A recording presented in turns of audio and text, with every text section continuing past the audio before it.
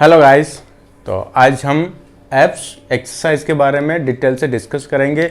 Super advance level पे abs का training कैसे होता है, उसका इंटेंसिटी लेवल क्या रहेगा, कितने सेट्स होते हैं, कौन कौन सी मेन एक्सरसाइज को इन्वॉल्व करना है। ओके, तो ये हमारा जो 7 दिन का शेड्यूल है सुपर एडवांस लेवल में, उसमें हमने पहले फर्स्ट 2 दिन जो है उसमें आपने लेग्स कवर किया है, फिर उसके बाद में थर्ड और फोर्थ डे पे शोल्डर और ट्राइसेप्स हो गया है अपना चेस्ट और शोल्डर ट्राइसेप। लेकिन चेस्ट वाले दिन 2 क्लास था, 2 सेशन मॉर्निंग और इवनिंग, तो आपको एक टाइम पे आपको कार्डियो करना है और एक टाइम पे चेस्ट करना है। वो मॉर्निंग इवनिंग में आप कैसे भी अल्टरनेट कर सकते हैं। ट्राई कीजिए कि चेस्ट और शोल्डर ट्राइसेप के बीच में ज़्यादा गैप नहीं हो, तो पहले कार्डियो ख़त्म करके फिर दोनों करेंगे तो ज़्यादा बेटर है। ओके, अब इसके बाद में जो 5वां दिन है, 5वें दिन में आपको क्या करना है, इसमें कोर ट्रेनिंग और कार्डियो दोनों इन्वॉल्व है। तो 2 कार्डियो का सेशन हो जाएगा सुपर एडवांस लेवल पे एरोबिक एक्सरसाइज का। ओके, तो एक कार्डियो यहाँ पे हो गया, तीसरे दिन एक 5वें दिन हो जाएगा। तो कार्डियो की ट्रेनिंग से रिलेटेड जो भी डिटेल था हमने यहाँ पे ऑलरेडी डिस्कस कर लिया है, तो हम इसको आगे फिर से रिपीट नहीं करेंगे। लेकिन अभी जो एब्स ट्रेनिंग के बारे में है वो सारा हमको देखना है। इसमें आपको पहले एब्स करके फिर कार्डियो करना है। ओके, ज़्यादा बेटर रहेगा। और अभी आप यहाँ पे देखेंगे जो भी कोर मसल्स की एक्सरसाइज है उसमें 3-4 मेन एक्सरसाइज होती है। बाकी ऐसे बहुत सारे आपको वेरिएशंस मिल जाएंगे, लेकिन मेन कौन सा है वो देखना है। तो इसमें कोर ट्रेनिंग में 3-4 मसल जो है वो इन्वॉल्व कौन सा। एक तो आपका है ये रेक्टस एब्डोमिनल, जो खड़ा वाला मसल होता है ना, ऐसा वर्टिकल लाइनिंग जिसमें ऐसा एब्स का शेप दिखता है अलग अलग। ओके, और दूसरा है इंटरनल और एक्सटर्नल ऑब्लिक, ये साइड वाला और ऐसा हॉरिजॉन्टल वाला ऑब्लिक जो बॉडी को साइड में ऐसा ट्विस्ट कराएगा मसल्स और ऐसा रोटेट कराएगा। ओके, फिर इसके बाद में ट्रांसवर्सस एब्डोमिनल, सबसे अंदर का ऐसा ब्रेसिंग करने वाला बेल्ट जो होता है, जो आपके स्पाइन में इधर से घूम के पूरा घूम के यहाँ तक कनेक्टेड है। तो उसका काम है हमारे स्टमक के अंदर जो एब्डोमिनल कैविटी है उसमें जितने भी वाइटल ऑर्गन्स हैं उनको ऐसा ब्रेसेस करके रखता है स्पाइन के पास में। ओके, तो ये 3-4 जो मसल्स हैं इनको किस तरह से ट्रेन करते हैं, उनका सीक्वेंस कैसा रहेगा, ये सब पे हम डिस्कस करेंगे।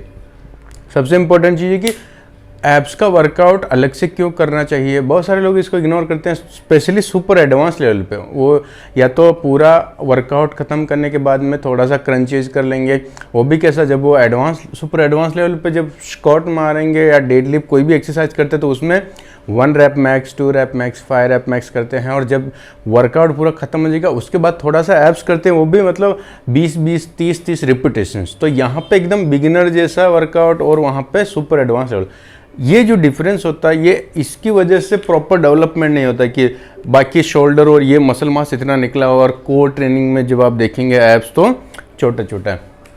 तो उसका रीजन रहता है क्योंकि सारे मसल्स जो हमारे बॉडी में जितने भी मसल्स हैं उनका स्ट्रक्चर सेम है, उनका फंक्शनिंग सेम है, तो उनका ट्रेनिंग भी वैसा ही होना चाहिए। तो एब्स कर रहे हैं इसका मतलब ये नहीं कि आप 10, 20, 50 रिपीटेशन मारते जाएं, इसमें भी आपको उतना ही इंटेंसिटी के साथ में करना है ट्रेनिंग जितना लेग्स में, चेस्ट में और बैक में करते हैं। ओके, तो हमारी पूरी बॉडी के अंदर बोन्स, पूरा स्केलेटल जो है बोन, और बोन के ऊपर मसल का एक लेयर होता है, तो बोन की वजह से वो प्रोटेक्टेड रहता है। लेकिन पूरी बॉडी के अंदर ये आगे वाला पार्ट ऐसा है, होलो पार्ट, ये अपना एब्डोमिनल कैविटी, जहाँ पे खोखला पार्ट है, मतलब आगे बोन नहीं है प्रोटेक्ट करने के लिए। ओके, इसलिए आप देखा किसी को भी एकदम ऐसे पंच मारने की कोशिश करते तो कैसा पूरा पेट को टाइट करते, एकदम सारे जितने भी मसल एक साथ, वो ऐसा सबकॉन्शियस माइंड में ऐसा रहता है कि जैसे अचानक से पंच मारा कि तुरंत वो ऐसा टाइट कर लेंगे। तो ये प्रोटेक्शन के लिए होता है, इसलिए नेचर ने ऐसा डिजाइन किया कि सारी जगह जितने भी मसल्स हैं उनमें आपको देखेंगे तो पतला पतला लेयर रहेगा, लेकिन कोर मसल में इतने सारे लेयर्स बनाए हैं ताकि इसके जितने भी, क्योंकि ज़्यादातर जो वाइटल ऑर्गन्स हैं, जो मेन इंपॉर्टेंट ऑर्गन हैं वो इसी एरिया में हैं, तो उनको प्रोटेक्ट करना बहुत ज़रूरी है। इसलिए इसके अंदर अगर आप देखेंगे ये वाले पर्टिकुलर एरिया में, एब्डोमिनल कैविटी में, तो ऐसा आपको सबसे पहले अंदर का एक बेल्ट मिलेगा जो पूरा घूम के आ रहा है, वो पूरा जितना भी अंदर ऑर्गन है उसको ऐसा ब्रेसेस करके रखता है, जिसके लिए हम प्लैंक एक्सरसाइज करते हैं। फिर उसके बाद में ऐसा ऑब्लिक आएगा, ओके, इंटरनल ऑब्लिक, फिर एक्सटर्नल ऑब्लिक, और वो सबसे आगे की तरफ जो बाहर की तरफ सुपरफिशियल लेवल पे वो एक रेक्टस एब्डोमिनल करके वर्टिकल मसल होता है, जिसमें वो लीनियर एल्बो वाला लाइन की वजह से एब्स दिखता है। किसी का 6 दिखेगा, किसी का 8 दिखेगा, किसी का लाइन ऐसा सीक्वेंस में दिखता है, किसी का ऊपर नीचे दिखता है। तो वो सब जेनेटिक होता है, उसमें ऐसा कुछ आप कस्टमाइज नहीं कर सकते कि प्रॉपर लाइन में ही एब्स दिखना चाहिए, या किसी का 6 है 8 है, तो वो जेनेटिकली डिज़ाइन होता है, वो कनेक्टिव टिश्यू के ऊपर डिपेंड करता है। तो इसलिए ये कोर ट्रेनिंग जरूरी है, और ये डिफरेंस नहीं होना चाहिए कि आप दूसरा एक्सरसाइज जब भी कर रहे हैं तो सुपर एडवांस लेवल पर मैक्सिमम 2 to 5 रेप मैक्स हैं, और एब्डोमिनल का जब भी हम ट्रेनिंग करते हैं जितने भी मसल्स हैं उनके लिए 15, 20, 25 रिपीटेशन, ऐसा नहीं होना चाहिए। ऐसा एक्सरसाइज आपको इसमें करना है जिसमें 2, 4 रिपीटेशन, 5 रिपीटेशन हो। वो कैसा होएगा वही हम आज ये सीखने वाले हैं, यही हमारा आज का मेन टॉपिक है, ओके। तो अब याद देखिए, सबसे पहले है फॉरवर्ड क्रंचेज। फॉरवर्ड क्रंचेज का मतलब ये आगे की तरफ, जब अपर टॉर्सो को उठा के हम जो क्रंच करते हैं वो फॉरवर्ड हो गया, और लेग रेजेज मतलब लोअर बॉडी की तरफ से जब हम लिफ्ट करते हैं तो वो ये होता है। अब इसमें डिफरेंस क्या है, पूरी बॉडी के अंदर जितने भी मसल्स होते हैं, ज़्यादातर जो मसल का डिज़ाइन होता है कैसा है, ये मसल समझिए, ये बाइसेप्स का मसल है, तो ये यहाँ से कनेक्ट है और यहाँ से कनेक्ट है, ये ऐसा जॉइंट है, तो ये यहाँ से जाके यहाँ कनेक्ट हुआ है। तो इसका एक सिरा जो है, एक साइड ओरिजिन हो गया और दूसरा इंसर्शन हो गया। कैसे पहचानेंगे? ओरिजिन जो होता है वो थिक होता है, और जैसे जैसे आगे जाके जहाँ पे वो लगता है, जो और इंसर्शन होता है वो थोड़ा सा पतला हो जाएगा आगे जाके। तो ओरिजिन वाला जो एरिया है, ओरिजिन वाला जो मुंह है वो मोटा रहेगा और इंसर्शन पतला रहेगा। पहला तो पहचान ये है। दूसरा, जब भी आप मूवमेंट करेंगे तो ओरिजिन हमेशा इंसर्शन को अपनी तरफ खींचता है। लेकिन ये मैं क्यों बता रहा हूँ, क्योंकि ये सिर्फ एक ऐसा मसल है एब्डोमिनल का, ओके, इसमें दो तरफ ओरिजिन है, एक ऊपर नीचे। दो तरफ ओरिजिन का मतलब है दोनों तरफ से सेम फंक्शनिंग है इसका। आप नीचे से भी अगर क्रंच करेंगे तो भी ये काम करेगा सेम मसल, और ऊपर से क्रंच करेंगे तो भी, क्योंकि दोनों तरफ ओरिजिन है, इंसर्शन ओरिजिन की तरफ नहीं खींच रहा है, ओके। इसीलिए आप इसको दोनों तरफ से ट्रेन कर सकते हैं। तो जरूरी नहीं कि आपको आपने फॉरवर्ड क्रंच किया तो आपको लेग रेजेज भी करना है, ओके। तो ये अगर फॉरवर्ड क्रंच किया तो भी आपका वही मसल काम कर रहा है जो लेग रेजेज में। इसीलिए आप इसको अलग से एक वेरिएशन नहीं समझेंगे, या अलग मसल के लिए नहीं होता है, ये ध्यान रखना है। अब आप नीचे लेग लोअर बॉडी को उठा के लोड दें, क्रंचेज वाले मसल को, जो रेक्टस एब्डोमिनल है उसको लोअर बॉडी से उठा के लोड दें या अपर टोर्सो से उठा के लोड दें, सेम मसल काम करता है। और इस मसल्स का, ये जो रेक्टस एब्डोमिनल मसल है, इसका मेन फंक्शन क्या है? स्पाइन को स्क्वीज कराना। ये जो स्पाइन वाला एरिया है इसको ऐसा राउंड ऐसा स्क्वीज कराएगा, ये हिप में फ्लेक्शन नहीं कराएगा। तो ज़्यादातर बहुत सारे लोग ऐसा मिस्टेक करते हैं, जो कॉमन मिस्टेक बता रहा हूँ, क्रंचीज करते हैं तो वो स्पाइन को स्ट्रेट करके ऊपर आते हैं, स्पाइन को स्ट्रेट करके उठते हैं। जैसे फ्लोर पे लेट के अगर वो सब बॉल वाला एप्स कर रहे हैं तो भी ऐसा स्पाइन को स्ट्रेट करके ऊपर आएंगे। अगर वो डिक्लाइन बेंच प्रेस, डिक्लाइन के एंगल पे अगर वो क्रंचेज कर रहे हैं तो भी वो स्ट्रेट ऐसा उठ के आते हैं, ओके। अगर वो हैंगिंग भी कर रहे हैं तो भी वो सीधा करके उठ के आते हैं। तो ये जो हम एक्सरसाइज करते हैं इसमें कभी भी आपको ऐसा स्पाइन को, टॉर्सो को स्ट्रेट करके उठना नहीं है, टॉर्सो को राउंड करना, ऐसा रोल ओवर करते हुए ऊपर आना है, मतलब स्पाइन को स्ट्रेट। क्योंकि ये मसल का काम क्या है? स्पाइन को ऐसा, ये जो स्पाइन है इसको ऐसा स्क्वीज कराने का है, ओके।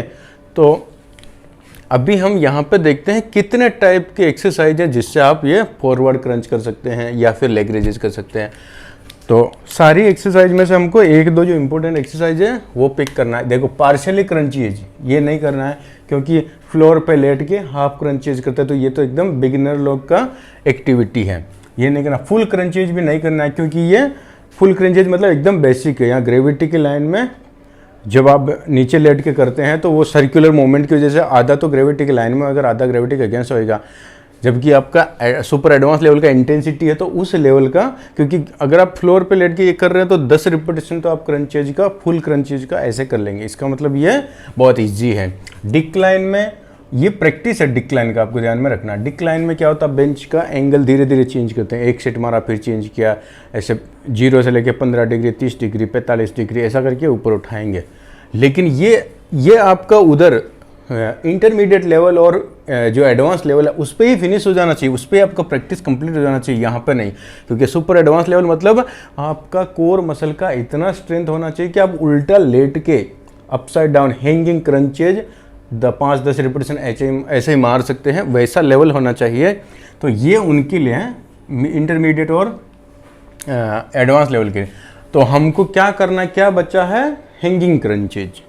तो हमारा पहला जो टारगेट है वो क्या होना चाहिए, हैंगिंग क्रंचेज, उल्टा लटक के पैर ऊपर अटका के और एल्बो को क्लोज रखना है, फिंगर को इंटरलॉक करना है, ऐसा फिंगर्स को इंटरलॉक करना है और फिर ये वाला उल्टा लटक के हैंगिंग क्रंचेज करना है। और इसका आपको रिपीटेशन देखना है, अगर इसका मतलब 10 रिपीटेशन जा रहा है तो ये भी आपके लिए इजी है। अगर 10 रिपीटेशन नहीं जा रहा है तो आपका टारगेट होना चाहिए 5 से 10 रिपीटेशन तक आपको हैंगिंग क्रंचेज करना है। अगर नहीं जा रहा तो इसको और ज़्यादा सीरियस लेंगे, क्योंकि इसका मतलब कि आपका कोर मसल जो है बहुत वीक है कंपेयर करेंगे अगर आप अदर मसल से सुपर एडवांस लेवल पे। ओके, तो आपको हैंगिंग क्रंचेज करना है।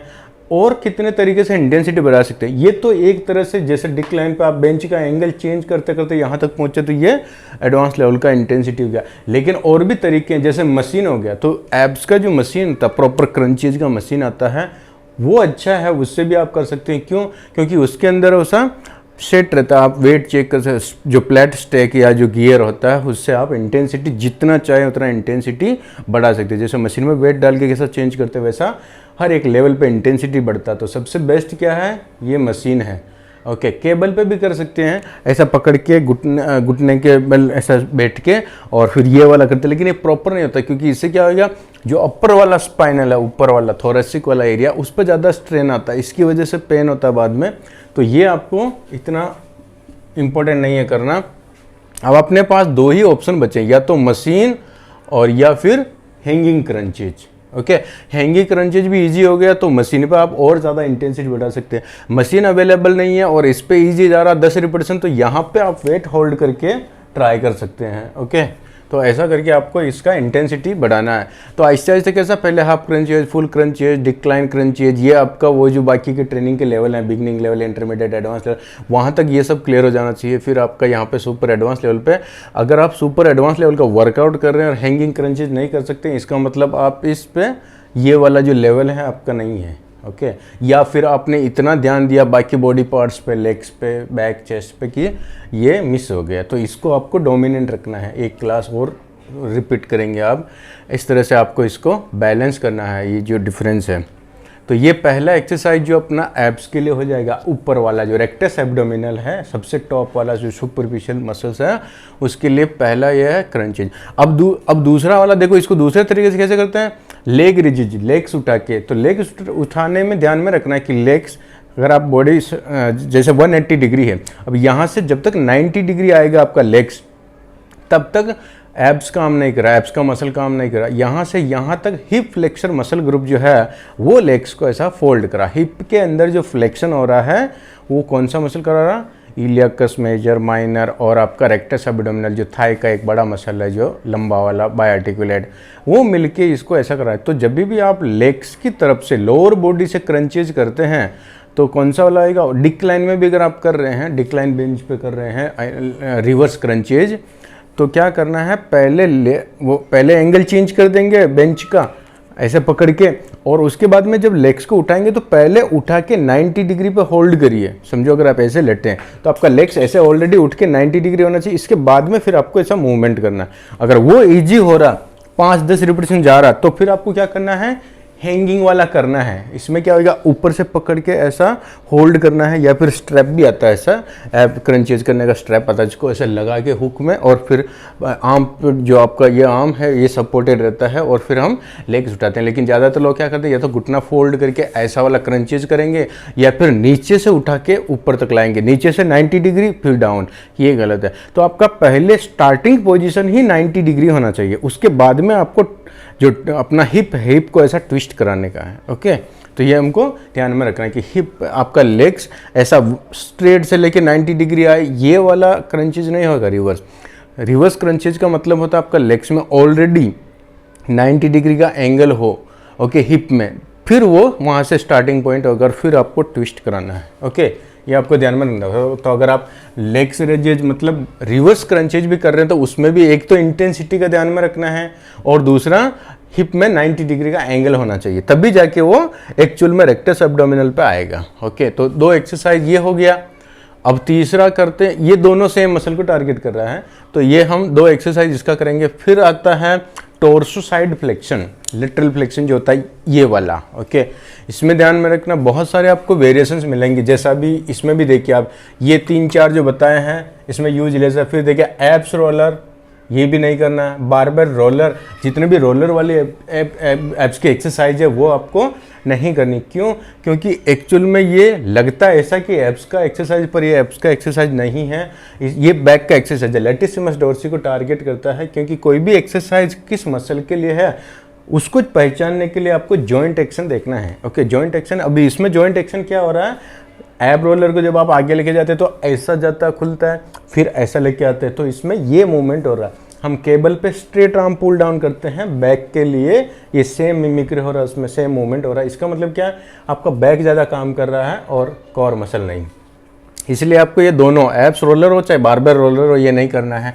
स्विस बॉल, ये बॉल के ऊपर भी क्रंचेज करते हैं, तो ये तो ये और भी हो जाएगी। जो फ्लैट अपन फ्लोर पे लेट के करते हैं एकदम बिगिनर वाला, उससे भी ज़्यादा इजी है, क्योंकि इसमें आपका बॉडी इंक्लाइन पोजीशन में रहता है। जितना डिक्लाइन जाएगा उतना टफ होता है, जितना इंक्लाइन होगा उतना इजी होगा। वो ग्रेविटी के पैरेलल मूवमेंट हो रहा है। माउंटेन क्लाइंबिंग भी ग्रेविटी के पैरेलल मूवमेंट हो रहा है, और हिप फ्लेक्शन हो रहा है, उसमें कुछ भी और दूसरा मूवमेंट नहीं। हिप फ्लेक्शन जहाँ पे भी हो रहा है और स्पेशली ग्रेविटी के पैरेलल होता है, एकदम बकवास एक्सरसाइज है। रशियन ट्विस्ट, ये भी एकदम बकवास है, क्योंकि इसमें ग्रेविटी के पैरेलल मूवमेंट हो रहा है। ओके, और स्ट्रेट आर्म स्ट्रेट लेग बार सिटअप, सीधा मैट के ऊपर, योगा मैट पे लेट के पैर सीधा रखेंगे, और फिर ये जो है स्ट्रेट लेग बार सिटअप, मतलब ऐसा बारबेल को हाथ में लेके उसमें प्लेट डालेंगे और लेट के फिर खड़े होंगे, मतलब पूरा बैठना है, फिर लेटना बैठना, हाथ को ऐसा रखेंगे। तो ये भी एकदम बिगिनिंग लेवल का है। और उस पर दूसरा मिस्टेक क्या है, इसमें स्पाइन स्ट्रेट रहता है, तो आपका एब्स के मसल पर नहीं आएगा, हिप फ्लेक्सर पे आएगा। ठीक है, बॉल सिटअप थ्रो, ये बॉल फेंकते हैं क्रंचेज करके, ये भी एकदम बकवास है, क्योंकि उसमें स्पाइन स्ट्रेट रहेगा। बर्ड टॉग वाला एकदम बकवास है, क्लाइंबिंग जैसा अपना। ओके, रेजिस्टेंस बैंड, ये बिगिनर लोग का है। ओके, सीजर्स, ये दुनिया का सबसे वाहियात एक्सरसाइज है सीजर्स, ये वाला लेग्स को ऐसा क्रॉस कराने का, लेट के ऐसा ऐसा ऐसा, तो उसमें तो मतलब 0% आपको इंटेंसिटी मिलेगा इसमें, तो ये भी आपको नहीं करना है। ओके, तो ये हो गया। फिर डंबल प्लेट, ये सब होल्ड करते हैं यहाँ पे वेट ये करने के लिए, तो भी वो फ्लोर वाला एक्सरसाइज है। तो ये सारी एक्सरसाइज आपको स्किप करनी है, और जो मेन इंटेंस वर्कआउट है वो कैसे किया जाता है उसके लिए आपको 2 मिलेगा इसमें, लेग रेजेज हैंगिंग और फॉरवर्ड क्रंचेज, या तो हैंगिंग या फिर मशीन के ऊपर। ओके, तो अभी यहाँ पे हम लेते हैं पहला एक्सरसाइज, कौन सा होएगा अपना पहला एब्स का जो एक्सरसाइज है वो होएगा आपका forward crunch. Okay, forward crunches. Okay, जो फॉरवर्ड क्रंचेज हैं वो होएगा, और किस पे ये होएगा, या तो मशीन। ओके सॉरी, मैं यहाँ लिख देता हूँ इसको, ये किस पे होएगा, या तो मशीन, एब्स मशीन जो आता है। ओके, और या फिर hanging crunches. Okay, hanging crunches, ध्यान रखिए ये दोनों ही ऑप्शन है जहां आपको ये वाला करना है, और रेपिटेशन कितना मारना है इसमें आपको ये भी ध्यान रखना है कि आपका जो मेन जो है वो होना चाहिए आपका 5 to 6। Okay, 6 repetition. फिर सेकंड कौन सा, लेग रेजेज, सेकंड वाला आता है लेग रेजेज। तो लेग रेजेज में कौन सा लेना आपको, हैंगिंग वाला। ओके, सेकंड, ओके सॉरी, चलिए सेकंड वाला जो एक्सरसाइज रहेगा आपके चार्ट में वो रहेगा हैंगिंग लेग रेजेज है, हैंगिंग लेग रेजेज। ओके, इसका भी 6 सेट करना, तो आपका रेक्टस एब्डोमिनल मसल का 12 सेट हो जाएगा। ओके, ये हैंगिंग लेग रेजेस करना है, और इसमें आप ध्यान रखिए कि आपका हिप के अंदर 90 डिग्री का एंगल, ओके, हिप में 90 डिग्री का एंगल, ये बहुत ही इंपॉर्टेंट चीज़ है, ध्यान में रखना, नहीं तो आपका रेक्टस एब्डोमिनल पे नहीं आने वाला है वो हिप फ्लेक्सर काम करेगा। 2 एक्सरसाइज हो गया है।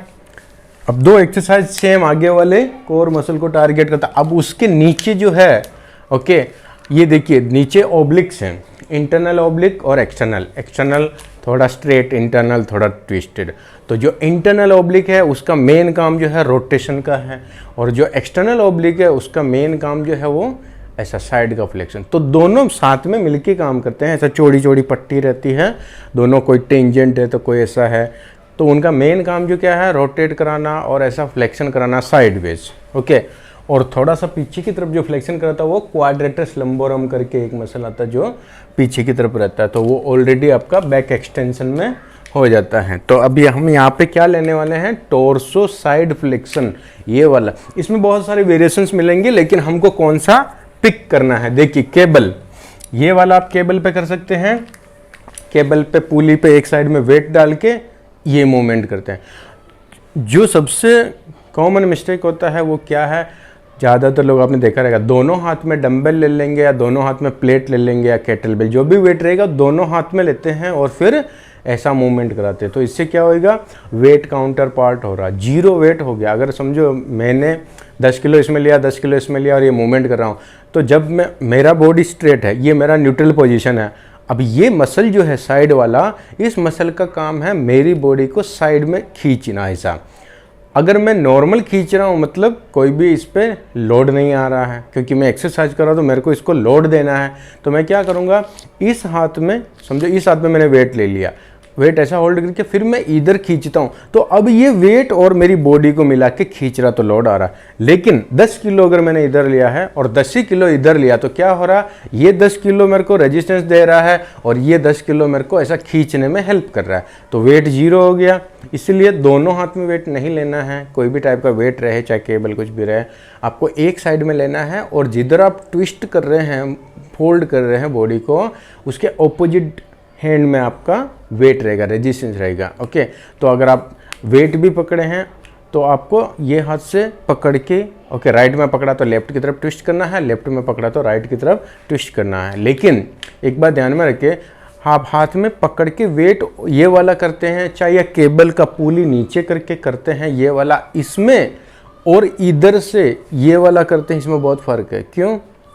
क्योंकि जब मेरा बॉडी इधर जा रहा है, ओके, तो वेट जो रेजिस्टेंस मिलना चाहिए, जो मेरे को ऑब्जेक्ट ऐसा जो मेरे को खींच रहा, वो इस डायरेक्शन में, ऑपोजिट डायरेक्शन। मसल कभी लोड लेता है जब उसके ऑपोजिट, जो मसल का एक्शन हो रहा है उसके ऑपोजिट डायरेक्शन से उसको चैलेंज मिलना चाहिए। अगर मैं समझो इसको मैं ऐसे खींच रहा हूँ, तो वो ये इधर से आना चाहिए, नीचे से नहीं। सेम ऐसा यहाँ पे क्या हो रहा, मोमेंट आपका ऐसा हो रहा है लेकिन वेट नीचे से आ रहा, तो ये लाइन ऑफ मोमेंट और लाइन ऑफ रेजिस्टेंस मैच नहीं कर रहा, इसका मतलब वो एक्सरसाइज प्रॉपर नहीं है।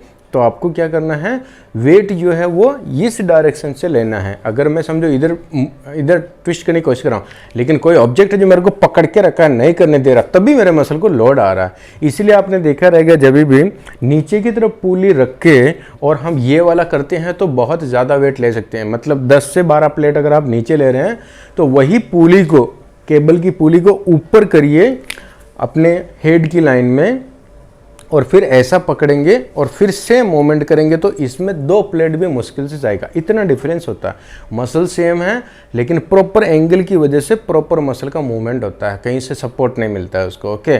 इसलिए हमेशा जब भी आप केबल के साथ अगर ये एक्सरसाइज कर रहे हैं ये वाला, तो हमेशा पुली को नीचे की बजाय इस हाइट पे रखेंगे, इस हाइट पे, और ऐसे पकड़ के थोड़ा दूर आके ये वाला मूवमेंट करना। इसमें लोअर बॉडी का मूवमेंट नहीं होना चाहिए, लोअर बॉडी फिक्स है। बहुत सारे लोग ये पूरा बॉडी घुमा देते हैं या घुटना फोल्ड कर देंगे, लोअर बॉडी का कोई भी मूवमेंट, हाफ टोर्सो ट्विस्ट होगा ऐसे, और इसमें ज़्यादा रेंज नहीं होता, ये इतना ही मुड़ पाता है। बहुत सारे लोग पूरा का पूरा झुका देते हैं ऐसा, तो वो कहीं ना कहीं और दूसरा जॉइंट काम कर रहा है, कुछ तो गड़बड़ हो रहा है, ओके।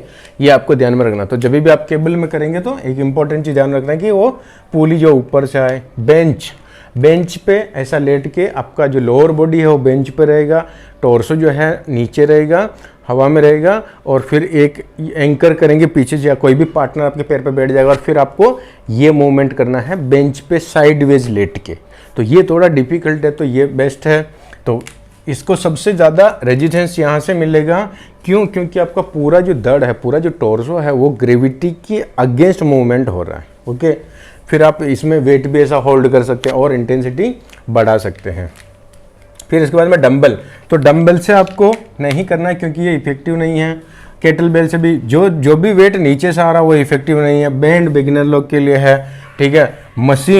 मशीन पे भी आप ये वाला कर सकते हैं। ओके, तो ये देखिए अभी केबल जो है और ये जो बेंच है, ये दोनों में से आपको कंपेयर करना है। यहाँ पे क्या है, आप वेट बढ़ा सकते हैं और यहाँ पे वेट बढ़ा सकते हैं। तो दोनों में से कोई भी एक ऑप्शन चूज करना जो भी आपके पास अवेलेबल है, कन्वीनियंट है। क्योंकि यहाँ पे भी आप साइड में, पर यहाँ पे क्या है, पार्टनर की ज़रूरत पड़ती है पकड़ने के, आपके पैर पे बैठने के लिए कोई होल्ड करने वाला होना चाहिए। तो यहाँ पार्टनर की ज़रूरत पड़ती है, यहाँ पे आप खुद इससे केबल से कर सकते हैं। तो इतना सा आपको ध्यान में रखना है। ओके, अभी हम क्या तीसरा एक्सरसाइज जो लेंगे वो क्या होएगा, टॉर्सो फ्लेक्शन। ठीक है, torso lateral flexion. Okay, torso lateral flexion, torso ये वाला लेटरल फ्लेक्शन करेंगे। इसका कितना सेट लेना है आपको, 6 सेट लेना है। ओके, 6 सेट इसका लेना है, ये ध्यान रखिए। ओके, तो कितनी एक्सरसाइज हो गई, अभी तक 3 एक्सरसाइज हो गई। और इसमें आपको क्या लेना है, या तो केबल, ब्रैकेट में डाल देता हूँ, या तो केबल पे करेंगे। केबल पे एक चीज़ ध्यान में रखना है, पुली अप करना है, ऊपर की तरफ पुली रखना है, डाउन में नहीं। और दूसरा क्या है, ये वाला बेंच पे, बेंच लाइंग। ओके, ये दोनों आपके पास ऑप्शन हैं। ओके, अब इसके बाद में हम देखते हैं कौन सा है, रोटेशन वाला, जो इंटरनल ऑब्लिक जो डोमिनेंट होता है, ये वाला। इसके लिए भी आपको बहुत सारे वेरिएशंस मिलेंगे, लेकिन सबसे ज़्यादा इंटेंसिटी वाला वेरिएशन कौन सा है वो हम देखते हैं। ओके, तो देखिए यहाँ पे मशीन, टॉर्सो रोटेटर करके एक मशीन आता है जो सबसे बेस्ट होता है, लेकिन बहुत ही कम जिम में मिलता है, जिसमें आपको नीचे पैड रहता है, उस पर घुटने टिका के ऊपर से होल्ड करके ऐसा बॉडी को ट्विस्ट कराते हैं। सबसे बेस्ट है, उसमें अलग अलग लेवल पर आप इंटेंस, क्योंकि पूरा प्लेट स्टैक रहता था, अपनी इंटेंसिटी के हिसाब से वेट चेंज कर सकते हैं, इंटेंसिटी बढ़ा सकते हैं। तो सबसे बेस्ट होता है ये वाला। Okay, best exercise for oblique. फिर इसके बाद में देखो ट्विस्टिंग क्रंचेज होता है, ये एकदम, एक तो ये बिगिनिंग लेवल का है, क्रंचेज करते हैं। ऊपर से ट्विस्टिंग क्रंचेज में मिस्टेक क्या होता है, जो लोग ट्विस्टिंग क्रंचेज करते हैं वो ऊपर आने के बाद में फिर ऐसा मूवमेंट करते हैं, ऊपर उठ के आएंगे क्रंचेज करके फिर ऐसा मूवमेंट करते हैं। तो इसमें क्या, वो ये वाला मसल जो है ना, इस पर लोड नहीं आ रहा है, क्योंकि जब आप ऊपर उठ के जब बैठ गए हैं फिर रोटेट कर रहे हैं तो ग्रेविटी के पैरेलल मूवमेंट हो रहा है, तो इसमें आपको लोड नहीं आ रहा।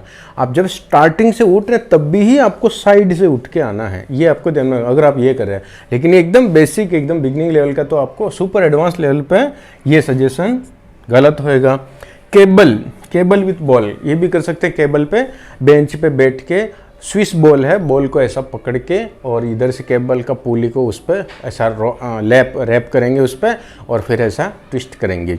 तो ये आपके इसके लिए, अगर आपके पास जिम में ये अवेलेबल नहीं है मशीन, तो ये सेकंड ऑप्शन होता है केबल पे। केबल पे आप बिना बॉल के भी करते हैं, आपने देखा रहेगा बहुत सारे लोग ऐसा पकड़ के ये करते हैं। लेकिन इसमें क्या होता है, केबल का डेविएशन होता है, आपको कंटिन्यूस टेंशन नहीं मिलेगा। क्योंकि देखिए यहाँ से मैं केबल यहाँ तक खींच रहा हूँ, तब तक वेट ग्रेविटी की लाइन में अप डाउन हो रहा है। लेकिन जैसे यहाँ से यहाँ करता हूँ तो अभी यहाँ पे केबल का लेंथ नहीं बढ़ा, केबल का लंबाई नहीं बढ़ा, सिर्फ केबल शिफ्ट हुआ, यहाँ से यहाँ शिफ्ट हुआ है, यहाँ से यहाँ शिफ्ट हुआ, मतलब केबल का जगह चेंज हुआ, केबल का लंबाई नहीं बढ़ा। और बॉल जब लेते हैं तो बॉल में कैसा, वो बॉल पे घूम के आता है, तो जितना आप ऐसा घुमाएंगे उतना ही वो केबल का लंबाई बढ़ेगा। केबल का लंबाई बढ़ेगा तभी वेट ऊपर जाएगा और तभी लोड आएगा। तो ये डिफरेंस होता है। केबल डेविएशन मतलब ये वाला, केबल का लंबाई नहीं बढ़ता है लेकिन केबल का मूवमेंट होता है, केबल डेविएशन मतलब। ओके, तो केबल के ऊपर करना है तो स्विस बॉल के साथ, बड़ा जो बॉल आता है उसके साथ में करना है, बैठ के करना है, खड़े होके नहीं, क्योंकि खड़े होके करने में चीटिंग होता, पूरा लोअर बॉडी भी घूमता है। जब बैठ के पैर वाइड करते और तो फिर आपका जो लोअर बॉडी है वो लॉक हो जाता है बेंच पे, तो सिर्फ अपर टॉर्सो घूमता है, तो वो प्रॉपर हो जाता है। तो सबसे बेस्ट मशीन हो गया। सेकंड हो गया क्रंचेज केबल के ऊपर, ये वाला है, ये second best. On the floor, floor पे भी करते हैं लेकिन ये बिगनिंग लेवल का है। फ्लोर पे आप लेट जाएंगे और पैर को उठा के दोनों लेग्स को 90 डिग्री हिप जॉइंट में 90 डिग्री का एंगल रहेगा, फिर दोनों लेग्स को ऐसा साइडवेज नीचे डालेंगे, ऐसा फ्लोर पे इस तरफ, लेफ्ट राइट 90 डिग्री के साथ में। लेकिन वो एकदम बिगिनिंग लोग के लिए होता है, सुपर एडवांस लेवल पर आपको नहीं करना, ट्विस्टिंग क्रंचेज भी नहीं करना। तो टोर्सो रोटेशन में क्या बचा है, दो ही ऑप्शन, केबल और मशीन। मशीन बेस्ट है, केबल के भी यूज करना, लैक ऑफ मशीन, जब मशीन अवेलेबल नहीं है तब भी आपको ये यूज करना है, इतना सा आपको ध्यान में रखना है। तो चलिए अभी अपना चौथा एक्सरसाइज जो है वो कौन सा हो गया है, टोर्सो रोटेशन।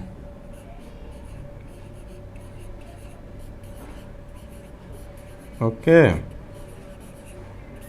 टोर्सो रोटेशन किस पे करना है, मशीन सबसे बेस्ट है। ओके, बेस्ट है। और सेकंड ऑप्शन क्या हो जाएगा, केबल विथ बॉल। ओके, इसका कितना सेट होएगा, पूरा का पूरा 6 सेट। तो आपके पास अभी कोर ट्रेनिंग के लिए कितना एक्सरसाइज हो गया, सबसे इंपॉर्टेंट 4 एक्सरसाइज। इतने सारे वेरिएशंस कचरा पट्टी को हटा के जो सबसे ज़्यादा इंटेंसिटी वाला, अब ये वाला एक्सरसाइज अगर आप हाई इंटेंसिटी के साथ करेंगे तो हार्डली 5 से 6 रिपीटेशन जाएगा। आप ट्राई करके देखिए, हार्डली 5-6 रिपीटेशन जाएगा। और भी उसमें गुंजाइश है, और भी आप उसमें इंटेंसिटी बढ़ा सकते हैं। आप ऐसा भी इंटेंसिटी बढ़ा सकते हैं कि 1 या 2 रिपीटेशन मारना भी बहुत मुश्किल होगा। उस लेवल का कोर ट्रेनिंग करेंगे तब जाके जो मसल में जो वॉल्यूम दिखता है, जो एब्स का जो बड़ा साइज दिखता है, थिकनेस दिखता है, वो तब भी होगा जब उसको डायरेक्टली हाई इंटेंसिटी के साथ ट्रेन करेंगे। इनडायरेक्टली ट्रेनिंग से नहीं होगा कि लेग्स करें उसमें भी इन्वॉल्व हो रहा, कोर मसल तो कहीं ना कहीं हो ही रहा, ऐसा नहीं है। आपको प्रॉपर इसका ट्रेनिंग करना, 1-1.5 घंटे का वर्कआउट होएगा ये। अब इसके बाद में आते हैं हम प्लैंक पे। ओके, प्लैंक ये वाला। अब प्लैंक में एक चीज़ ध्यान में रखना, प्लैंक किसके लिए करते हैं हम, जो हमारा एक बॉडी के अंदर एक नेचुरल बेल्ट है, जैसे हम वर्कआउट के लिए बेल्ट पहनते हैं वैसा ही एक नेचुरल बेल्ट होता है हमारी बॉडी के अंदर, जो स्पाइन में इस सिरे से पूरा कवर करके इस सिरे तक कनेक्ट होता है, पूरा रिंग, सी रिंग जैसा, स्पाइन से स्पाइन तक। उसका मेन काम क्या है, जो एब्डोमिनल कैविटी में जितने भी वाइटल ऑर्गन्स है उसको सब ब्रेसेस करके रखता है। ओके, तो आपने देखा रहेगा सारे जितने भी मसल्स हैं, सारे मसल्स का काम क्या है, कॉन्ट्रैक्ट करना है। ऐसा कौन सा वाला, आइसोटोनिक कॉन्ट्रैक्शन, जिसमें मसल का लेंथनिंग और शॉर्टनिंग होता है, राइट। लेकिन ये पहला ऐसा मसल है जो लेंथनिंग शॉर्टनिंग नहीं होता, इसका काम ही ऐसा होल्ड करके रखना। इसलिए आप देखिए प्लैंक में कोई भी हम मूवमेंट नहीं करते, प्लैंक में सिर्फ होल्ड करके रखना रहता है। बाकी सारी एक्सरसाइज में मूवमेंट होता है, प्लैंक में मूवमेंट नहीं होता है, ये ध्यान रखिए। ओके, दूसरा इंपॉर्टेंट चीज़ क्या है इसमें, प्लैंक जो है वो फ्रंट प्लैंक और साइड प्लैंक मिला के एक सेट होता है। तो बहुत सारे लोग इसको भी एक वेरिएशन समझते हैं कि प्लैंक कर लिया, साइड प्लैंक कर लिया, मतलब अलग, ये एक ही मसल को टारगेट करता है। लेकिन क्योंकि ये रिंग, ये सी रिंग जैसा मसल है, इसको आप एक डायरेक्शन में एक बार में पूरा कवर नहीं कर सकते, इसलिए हम क्या करते हैं, पहले साइड ऐसा फ्रंट वाला किया आपने, तो आगे वाला जो बेल्ट है वो उस पर लोड आ रहा, फिर आप जब साइड करते हैं लेफ्ट राइट, तो साइड वाला तो ऑलमोस्ट वो पूरा सी रिंग कवर हो जाता है अगर आप पूरा साइड और ये मिला के करते हैं। इसलिए साइड प्लैंक और फ्रंट प्लैंक मिला के आपको एक सेट काउंट करना है। ओके, ध्यान में रखना है, ये अलग अलग नहीं है, ये एक ही मसल है, लेकिन इसको क्योंकि वो पूरा रिंग है इसलिए हम एक बार में नहीं उसको कवर कर सकते, एक एंगल पे नहीं कर सकते, इसलिए आपको साइड से भी उसको लोड डालना है और फ्रंट में भी डालना, पीछे नहीं डालना है क्योंकि पीछे वो कनेक्टेड है स्पाइन से। ओके, तो ये आपको ध्यान में रखना है। अब इसमें देखिए कि किस तरह से आप इंटेंसिटी बढ़ा सकते हैं, राइट। तो एक होता है बेसिक प्लैंक, ये नहीं करना है, जो अपन फ्लोर पे ऐसा बॉडी को सीधा रख के, और प्लैंक कैसे करते हैं उसका प्रॉपर फॉर्म टेक्निक कैसा रहता है, कैसे इंटेंसिटी बढ़ाते हैं, वो उस पर मैंने एक अलग से वीडियो बनाया है प्लैंक का, एडवांस प्लैंक का और नॉर्मल प्लैंक का। आप एप्स कोर ट्रेनिंग वाली एप्स की एक्सरसाइज की जो प्ले लिस्ट है उसमें जाके आप देखेंगे तो आपको पूरा कॉन्सेप्ट प्लैंक का समझ में आ जाए कि जो बेसिक मिस्टेक क्या होती है। बहुत सारे लोग 2-2 4-4 मिनट तक प्लैंक करते हैं और कुछ लोग 30 सेकंड में नहीं कर पाते हैं, क्योंकि कहीं ना कहीं चीटिंग होता है, प्रॉपर प्लैंक नहीं होता। अगर आप प्रॉपर फॉर्म टेक्निक के साथ में करेंगे तो वो आपको समझ में आएगा कि इतना डिफिकल्ट क्यों होता है बेसिक प्लैंक भी। ओके, तो अब यहाँ पे बेसिक प्लैंक मतलब फ्लोर पे नॉर्मल वाला प्लैंक। फिर है cross limb in the air, ये वाला जो है ये थोड़ा सस्पेंस वाला है, मतलब इसका थोड़ा सा एडवांस है कि आप जैसे सेम प्लैंक पोजीशन लिया, फिर एक हाथ को ऊपर उठा दिया और एक क्रॉस लेग जो इसका ऑपोजिट लेग है उसको हवा में रखा है, पैरेलल रखना है, ऐसा एकदम उड़ा, ऐसा हाथ को ऊपर नहीं करना, आप लेग्स को एकदम किक नहीं मारना है, पैरेलल होना चाहिए लिम्ब बॉडी के, लेकिन उठा हुआ होना चाहिए क्रॉस में। समझो अगर आपका राइट लेग उठा है तो लेफ्ट हाथ रहेगा क्रॉस।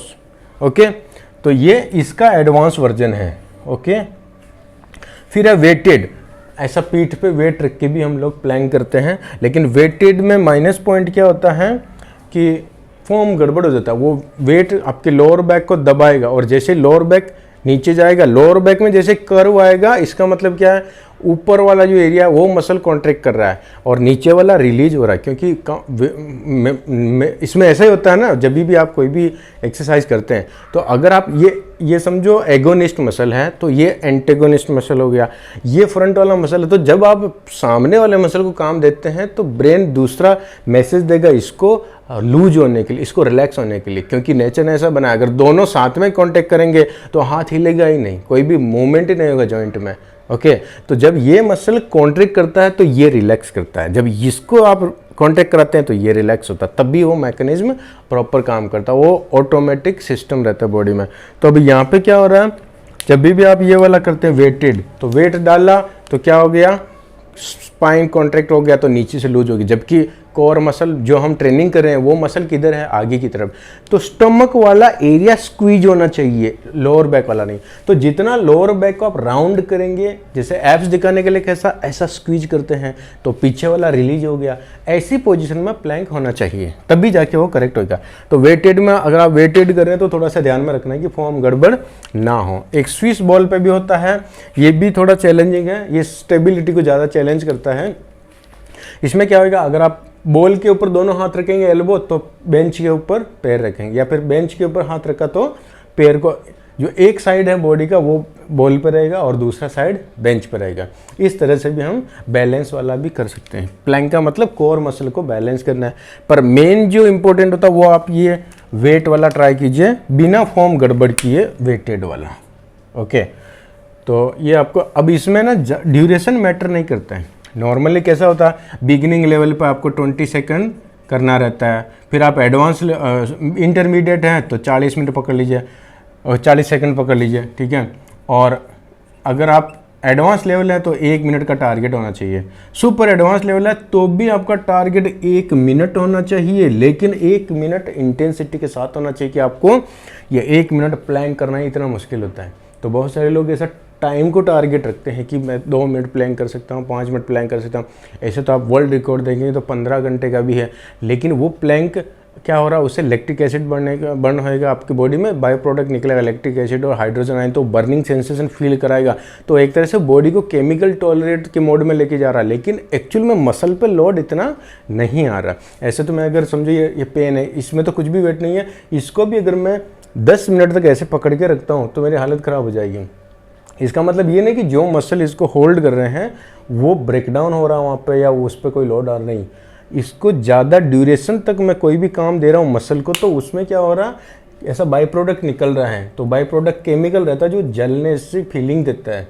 सेम ऐसा ही होता है कि ज़्यादा ड्यूरेशन अगर प्लैंक में देते हैं तो प्लैंक मसल के लिए इफेक्टिव नहीं है। वो बर्निंग सेंसेशन जो फटिगनेस आता है वो केमिकल की वजह से आता है। इसलिए ड्यूरेशन की बजाय आप इंटेंसिटी पे फोकस करेंगे। सारी एक्सरसाइज पे ये रूल अप्लाई होता है। कोई भी आप एक्सरसाइज करें उसका जितना ड्यूरेशन कम होएगा उतना ही वो ज़्यादा इफेक्टिव होएगा।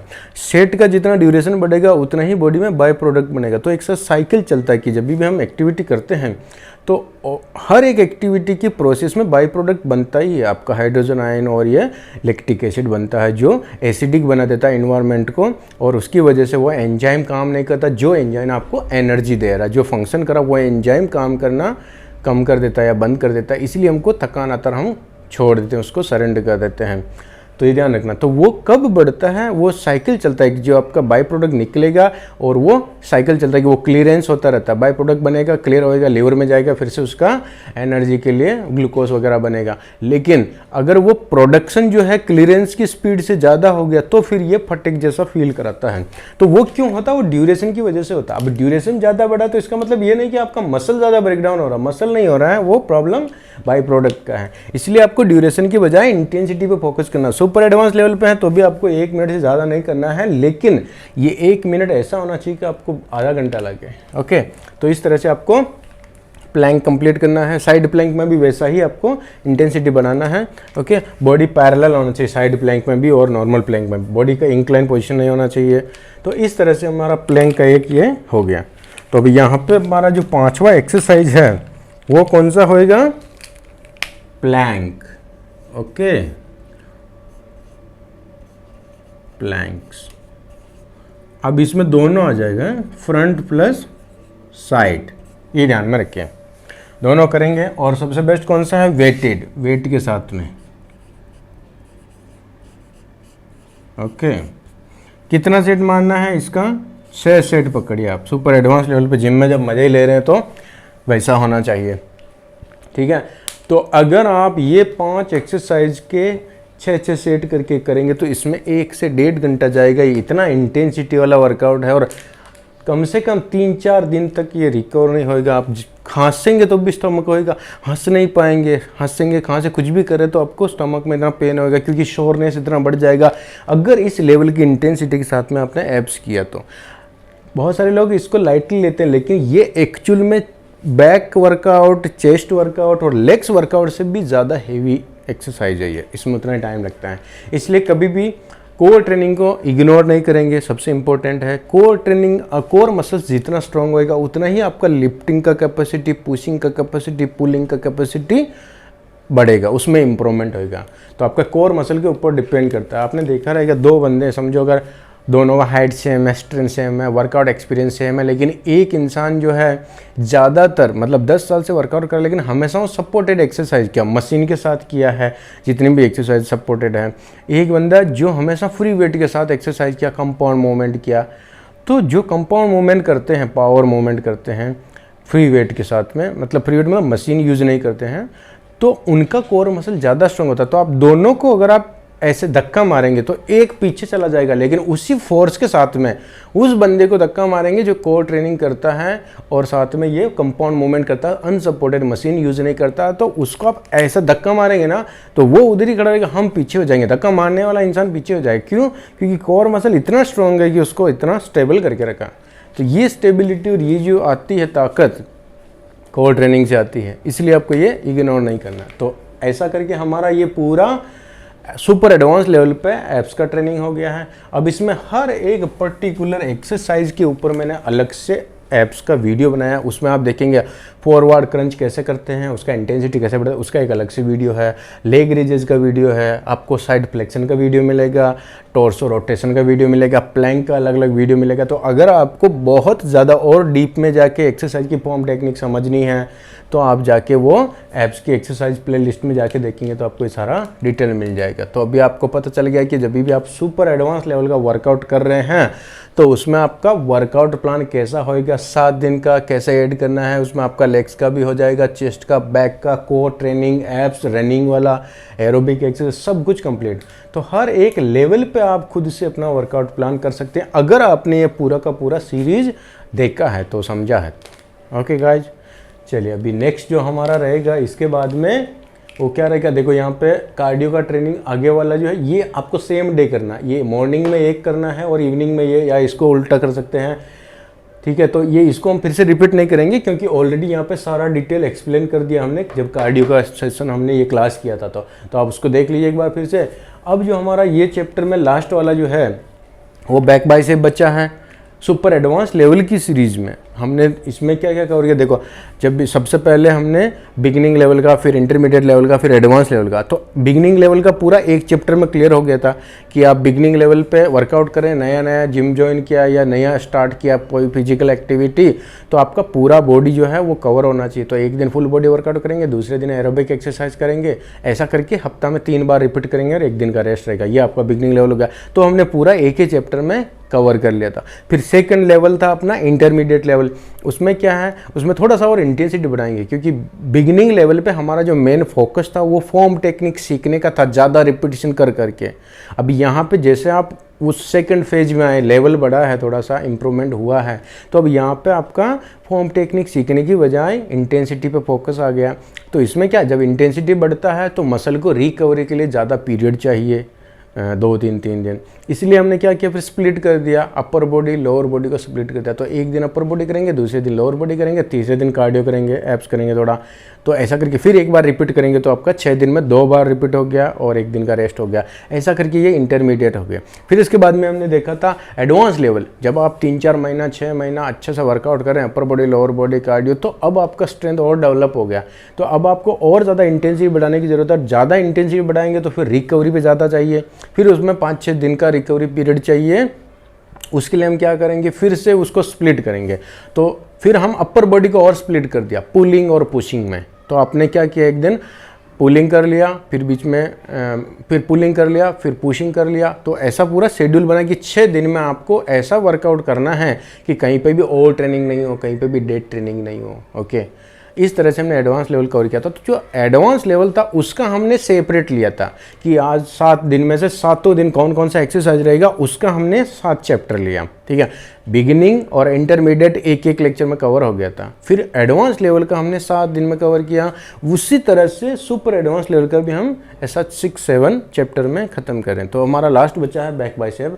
इस तरह से आप एक बार सबको फिर से रिवाइज करेंगे तो आपको सारा समझ में आ जाएगा और कैसे खुद से अपना वर्कआउट चार्ट बनाते हैं, एरोबिक एक्सरसाइज में कैसे आप इंटेंसिटी के लिए टारगेट हार्ट रेट निकालते हैं, आपका कितने रेंज में हार्ट बीट होना चाहिए जब आप एक्टिविटी करें, वो सारी डिटेल आप देख लीजिए एक बार फिर से। चलो, तो आज के लिए इतना ही। Thank you so much.